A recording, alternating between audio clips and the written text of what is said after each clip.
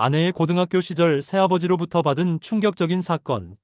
저는 눈물로 아내를 부둥켜 안았습니다. 제 이야기를 들어봐 주세요. 저는 35살 때 부모님의 권유로 선자리에서 아내를 만나 결혼을 하였어요.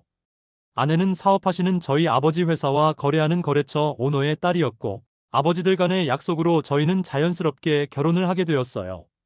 부모님들의 정략 결혼이긴 했지만, 저는 아내의 청순한 외모와 조신한 성격이 마음에 들었고, 결혼을 하면 내조를 받으며 잘 살 수 있을 거라는 확신이 들었습니다. 저희는 6개월 정도 만났는데, 실제로 저희가 만난 건 손가락으로 꼽을 정도로 많지 않았어요. 제가 아버지의 회사에서 경영 수업을 받으며 일을 하느라 매우 바쁜 나날들을 보낼 때이기도 했고, 아내 역시 미술을 전공하여 아이를 가르치는 과외 일했는데, 그때 당시 입시를 준비하느라 너무나 바빴기 때문이죠. 그렇게 짧은 연애를 하고 결혼을 하던 날, 결혼식 당일에 장모님이 저에게 다가와서는 "우리 진아가 좀 예민하네. 자네가 잘해주게." 저는 딸을 시집 보내는 부모의 노파심 정도일 거라고 생각하며 걱정 마시라고 말씀드렸죠. 하지만 결혼을 하고 장모님의 그 말이 하루에도 수십 번씩 생각나게 될 줄은 그땐 미처 알지 못했습니다. 처음 저희의 신혼생활은 순탄했어요. 크게 아내와 부딪힌다든지 경제적으로 어렵다든지 그런 것들은 전혀 없었어요. 결혼하자마자 아이가 생겼기 때문에 저는 모든 부분을 아내가 편한 것으로 맞춰주었죠. 그런데 아내가 이상한 행동들을 하기 시작했어요. 제가 퇴근하고 집에 갔는데 벽걸이 시계가 시간이 맞지 않기에 건전지가 다 되었나 싶어 배터리를 교체해 놓은 적이 있었어요. 그런데 그 다음날 또 시간이 맞지 않더군요. 어? 어제 내가 맞춰놨는데 왜 이렇지? 시계 뒷면을 보니 건전지가 빠져 있더군요. 이 집에 사는 사람이라고는 아내와 저뿐인데 이게 무슨 일인가 싶어. "여보, 당신이 시계 약 빼놨어?" "네." 째깍 거리는 소리가 거슬려서요. 저는 아내가 예민하다고는 생각했지만, 그림 그리는 일, 그러니까 예술하는 사람이라 그런가 보다. 더구나 아내는 집에 화실을 두고 몇 명의 아이들을 가르쳤기 때문에 집이라는 곳이 일의 현장이기도 했고, 그래서 더욱 환경에 민감할 수 있겠다 싶어 단순하게 어갔던 것 같아요. 그런데 저의 손목시계까지 손수건에 싸서 화장대 서랍 안에 넣어두는 것을 보고서는 정말 깜짝 놀랐습니다. 손목시계에서 나는 소리가 커봐야 얼마나 크겠나 싶었지만, 아내는 밤에 잘 때 들리는 작은 소리도 싫다고 했어요. 뿐만 아니라 아내는 불을 다 끄고는 잠을 잘 수가 없어서 늘 스탠드를 켜놓고 잤어요. 저는 몇십 년간 살아오던 패턴을 한 번에 바꾸기 힘들겠다 싶어서 아내의 취향을 존중해 주었습니다. 그렇게 몇 달 후 아내가 딸 아이를 출산했어요. 저희는 신혼여행을 다녀온 후 바로 아내가 임신했다는 것을 알았어요. 일명 허니문 베이비였죠. 아내가 임신했을 때는 임신 중이라 예민한 것이라 여기며 이해했는데, 출산 이후 아내는 점점 더 예민해져 갔습니다. 딸아이가 태어나고 유독 딸아이를 꽁꽁 싸매고 누구에게도 잘 안 보여주려고 했어요. 아이를 데리고 밖을 나가면 지나가는 사람들이 예쁘다고 쳐다보는 것도 싫어했고, 누군가 말이라도 걸면 상대방이 민망해할 정도로 아이를 품 안에 안고 등을 돌려버렸죠. 저희 부모님께서도 손녀가 보고 싶어 집에 온다고 하면 아내는 극도로 싫어했고, 아직 아이가 어려서 면역이 걱정된다는 핑계로 자주 오시지 못하게 했어요. 남들은 친정에 며칠씩 몇 달씩도 몸조리하러 아이를 데리고 간다는데, 아내는 절대 친정도 가지 않았습니다. 아이가 태어나고 더욱더 예민해져가는 아내 때문에 저희는 싸움이 끊이질 않았고, 저는 서서히 지쳐가고 있었습니다. 그러다 아내의 예민함은 결벽증 증상으로까지 이어졌어요. 제가 화장실에서 나오면 바로 들어가서 화장실 물 청소를 하고 바닥물이 다 마를 때까지 화장실을 못 쓰게 했습니다. 늘 집에만 있는 아내는 퇴근하고 돌아오는 저에게 현관 입구에서부터 살균 스프레이를 뿌려댔고 딸아이를 만지지도 못하게 했어요. 제가 회식으로 술이라도 먹고 오는 날이면 저더러 집에 들어오지 말라면서 집에 비밀번호를 바꿔놓기도 했죠. 아니, 술을 먹었다고 밖에서 자고 오라는 게 말이 돼? 그러게 왜 술을 먹어요? 그래서 지금 나더러 어디서 자고 오란 말이야? 호텔에서 자든지 당신 알아서 해요. 술 먹고는 이 집에 절대 못 들어오니까. 저는 정말이지 피가 거꾸로 쏟는 듯한 기분이었습니다. 어디까지 아내를 이해해야 할지 너무 화가 났죠. 그리고 급기야 저희는 각방까지 쓰게 되었습니다. 저는 정말 이대로는 안 되겠다 싶어서 아내와 이야기를 해보려 아내의 화실로 갔습니다. 아내는 딸 아이방에 있는 건지 화실에 없더군요. 돌아서 나오려고 하는데 여러 그림들이 눈에 들어왔어요. 한쪽 벽면에 그림이 쌓여져 있었는데 아내가 망가뜨렸다고 하는 아이의 그림도 있더군요. 그날은 까만색 먹칠한 것만 눈에 들어왔는데 그림을 자세히 들여다보니 그 그림은 행복해 보이는 한 가족의 모습이었어요. 아버지가 아이의 목마를 태우고 있었고 그 모습을 엄마가 웃으며 지켜보는 그림이었어요. 그런데 아내가 까만색으로 먹칠한 것은 아버지의 모습이었어요. 몇 개의 그림을 더 보는데 아내의 그림은 제가 이해할 수 없는 어두운 그림들이 많았습니다.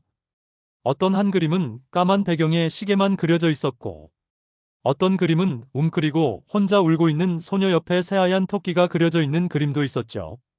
저는 아내에게 무슨 일이 있다는 것을 감지했고 아내의 정신이 지금 굉장히 불안정하다는 것을 느낄 수 있었어요. 미친 듯이 사랑해서 결혼한 것은 아니었지만 그래도 저는 가정을 지키고 싶었기에 아내에게 정신과 상담을 받아보자고 했습니다. 여보, 우리 같이 상담을 받아보자. 당신 너무 예민한 것 같아. 한번 생각해봐. 우리 세 식구가 웃으며 마주한 적이 언제인지. 내가 문제라는 건가요? 아니, 그 말이 아니라 나에게도 문제가 있을 수 있으니 그걸 같이 상담을 받아보자고. 그러나 아내는 싫다고 했고 며칠을 설득해보았지만 소용이 없었습니다. 저는 정신과 닥터로 일하는 친한 친구에게 아내의 상태를 이야기하니 아내가 심리적으로 굉장히 불안하고 강박증도 심해 보인다고. 과거 어떤 충격적인 일로 인해서 잘못된 자화상으로 자란 사람들에게서 종종 나타나는 증상이라고 하더라고요. 심해질 수 있으니 빨리 상담을 받아보길 원했어요. 저는 집이 편하지 않으니 일이 손에 잡하지도 않고 그 길로 곧장 처가댁으로 갔습니다. 그리고 장모님께 그동안의 아내의 행동에 대해서 모두 말씀을 드렸죠. 진아가 어릴 적부터 많이 예민하긴 했어. 얘기도 잘 안 하는 애라 늘 소심하고 내성적인 아이였지. 하지만 이건 예민하고 말고의 문제가 아니라 일상생활과 부부생활이 힘든 상태예요, 장모님. 장모님께서 아내를 설득하셔서 정신과 상담을 받을 수 있도록 도와주세요. 그 아이가 내 말을 듣겠나? 자네가 잘 구슬려서 사로 참고 살게. 내가 진아한테도 잘 얘기할게. 장모님께서는 이 상황을 단순한 부부싸움의 정도라고 생각하시는 것 같았어요. 아내의 심각성을 전혀 알지 못하셨어요. 집은 더 이상 쉼터의 집이 아니었고 제가 꿈꿔왔던 행복한 가정은 어디에도 없었어요.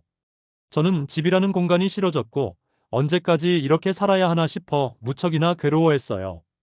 그래도 눈에 넣어도 아프지 않은 딸 때문에 오직 그 아이 하나만 보고 참았습니다.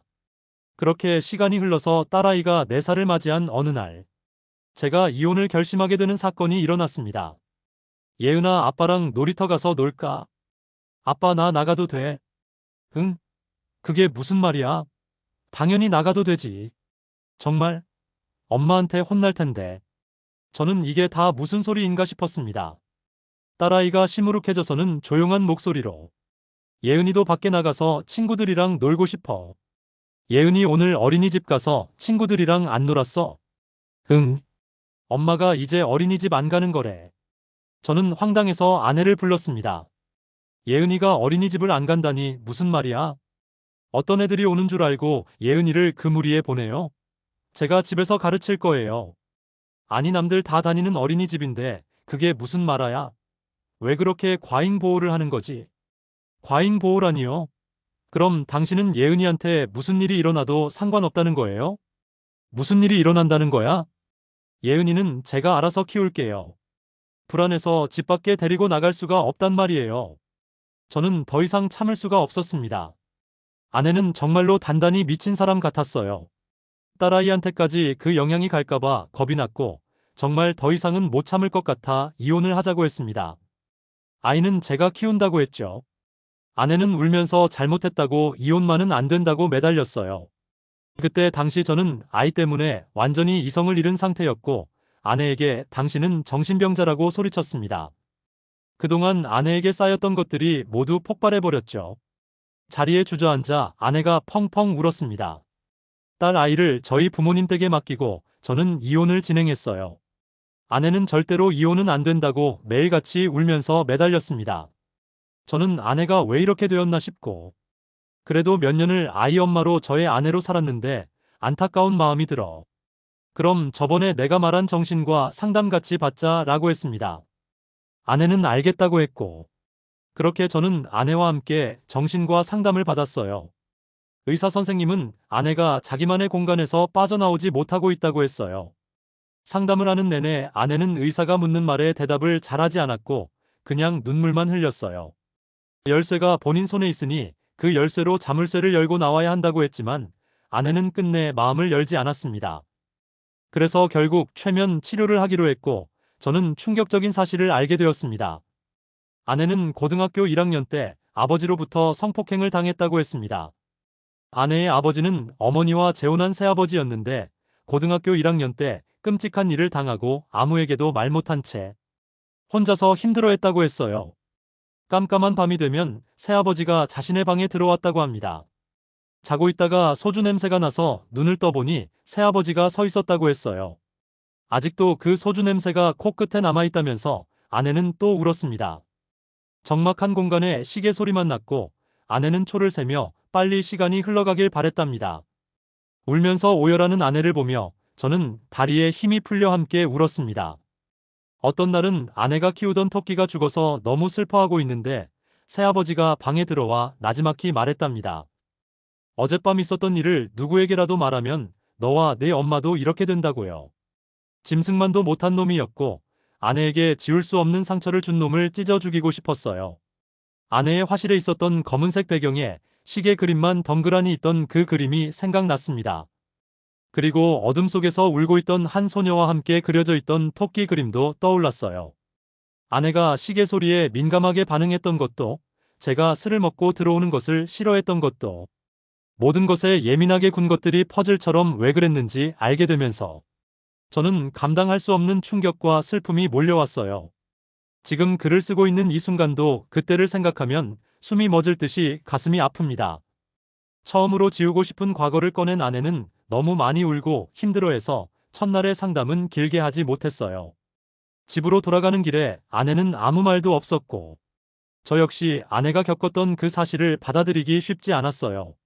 저는 아버지께 아내와 마지막으로 회복을 위해 끝까지 애써보고 싶다고 말씀드리고 당분간 회사를 쉬게 되었습니다. 그때부터 저는 아내의 회복을 위해서 오로지 모든 시간을 쏟아부었어요. 상담이 이어졌고 아내는 그동안에 숨겨놓은 이야기들을 하나둘씩 꺼내놓았어요. 그리고 점점 더 저에게도 의지를 하며 진심으로 고마워했죠. 아내는 학창시절 유일하게 그림을 그리는 것이 전부였다고 했습니다.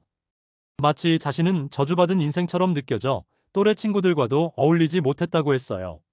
친구들의 이야기가 전혀 다른 세상 이야기들로 들렸고 친구들이 아내에게 고민이라도 얘기하면 속으로 아내 아니 저게 고민이라고 라는 생각이 들었답니다. 핸드폰을 바꾸고 싶다던지 용돈을 올려줬으면 좋겠다던지 옆 학교 농구부 오빠가 좋다라던지 친구들의 이런 고민들이 아내에게는 너무나 아무것도 아닌 것처럼 느껴졌다고 해요. 아내는 그때 당시 캄캄한 밤은 왜 있는 건지, 신은 정말로 존재하는 건지, 나는 왜 태어났는지 그런 게 고민이었다고 합니다. 한 번은 그런 고민을 친구에게 말했는데 그 다음날 아내는 학교에서 왕따가 되어 있었대요. 아내는 그때부터 절대로 자신의 속마음을 이야기하지 않았다고 합니다. 고등학교 2학년을 올라갈 무렵 아내는 기숙사가 있는 학교로 전학을 가게 되었는데 그때 아내는 알았대요. 엄마가 이 사실을 알고 있구나 라는 것을요. 아내는 친아버지가 세상을 떠나고 엄마와 둘이서 지하 단칸방에서 정말 어렵게 살았다고 해요. 한겨울에 보일러가 끊겨서 공사장에서나 볼 법만 커다란 깡통에 나무들을 넣어서 불을 피우다가 주인한테 쫓겨날 뻔한 적도 있었다고 합니다. 그러던 중 엄마는 새아버지와 재혼을 하셨는데 너무나 어렵게 살았던 터라 재혼 후 따뜻한 집에서 따뜻한 밥을 먹을 수 있다는 것만으로도 너무 행복했었다고 하더군요. 처음으로 엄마가 웃는 모습을 보고는 지금 엄마의 행복을 깨뜨리고 싶지 않다라는 생각을 했답니다. 그러나 엄마는 재혼한 지 얼마 되지 않아서 암에 걸렸고 그때부터 투병 생활을 하셨대요. 그래서 아내는 더더욱 아내나 하나 입 다물면 아무 문제 없을 거야 라고 생각하며 그렇게 엄마에게 조차 그 일을 말하지 못했다고 합니다. 자신의 몸 하나 돌보지 못하는 힘이 없는 엄마가 자신을 지켜줄 수 없다고 생각했던 것 같습니다. 참 미련한 사람. 저는 아내를 안고 많이 울었습니다. 그렇게 엄마마저 재혼한 지 1년 만에 세상을 떠났습니다. 현재 제가 알고 있는 장모님은 아내의 친엄마가 아니었던 거죠. 새아버지가 또 재가를 해서 새어머니를 맞이한 것이었어요. 그때 당시 20살이 된 아내와는 따로 살았고 서로 남처럼 지냈다고 해요. 아내는 전면 장학금으로 대학을 졸업 후 대기업 디자인실에 취업을 하였는데 새아버지가 어떻게 알고는 회사로 찾아왔었답니다. 아내는 그때를 생각하면 지금도 손이 벌벌 떨린다고 했어요. 잊고 살았다고 생각했는데 5년 만에 다시 만난 그 악마 앞에서 과거 숨겨두었던 모든 검은 비밀들이 펑 하고 터지는 듯 했대요. 자기 모습 뒤로 그 비밀들이 만천하에 공개되어 사람들이 모두 자기를 보고 수군거린다고 느꼈다고. 그때 너무 힘들었다고 했어요.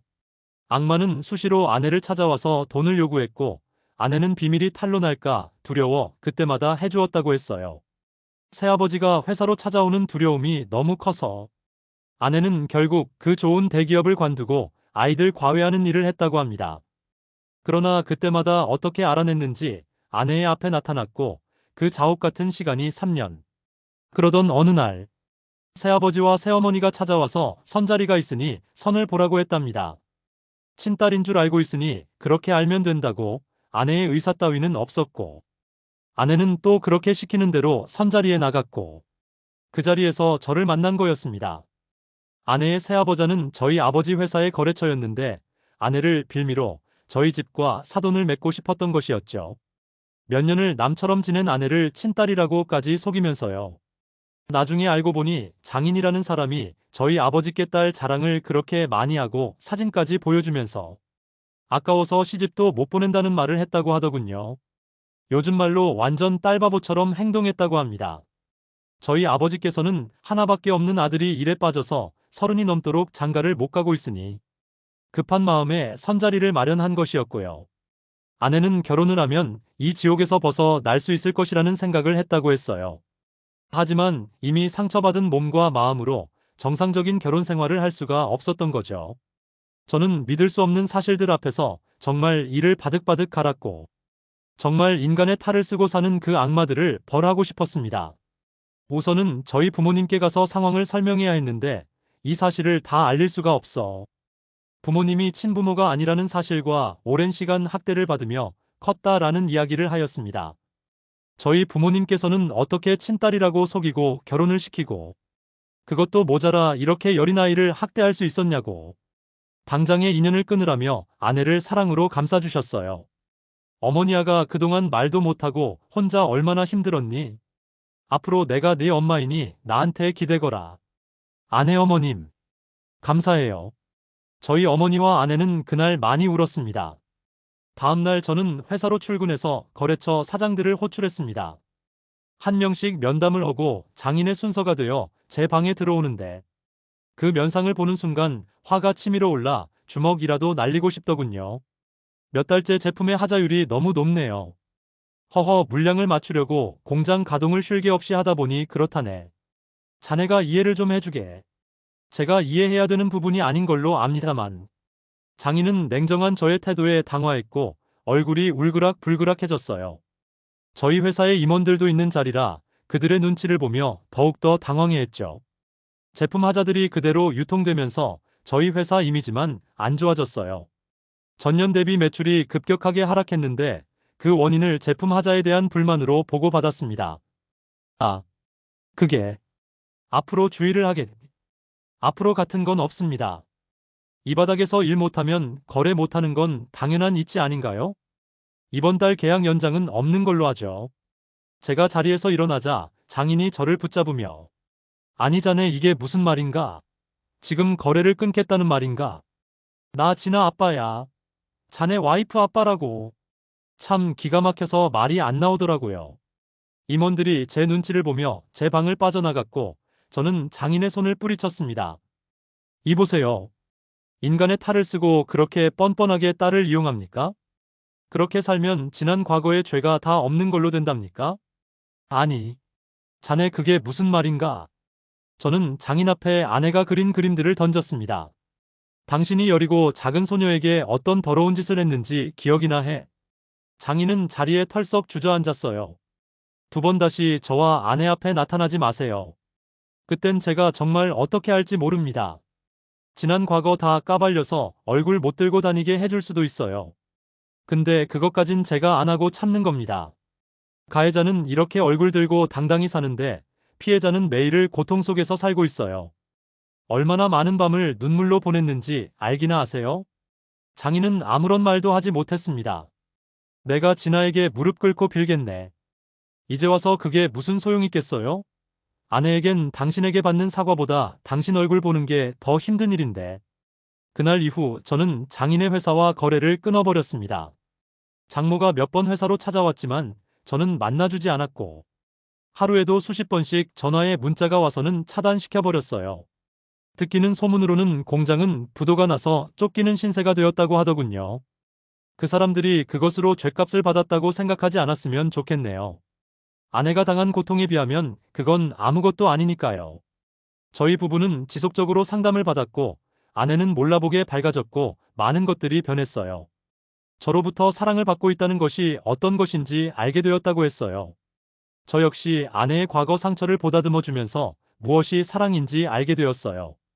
그렇게 15년이라는 세월이 흘렸네요. 저희는 딸만 둘 가진 부부로 예쁘게 잘 살아가고 있습니다.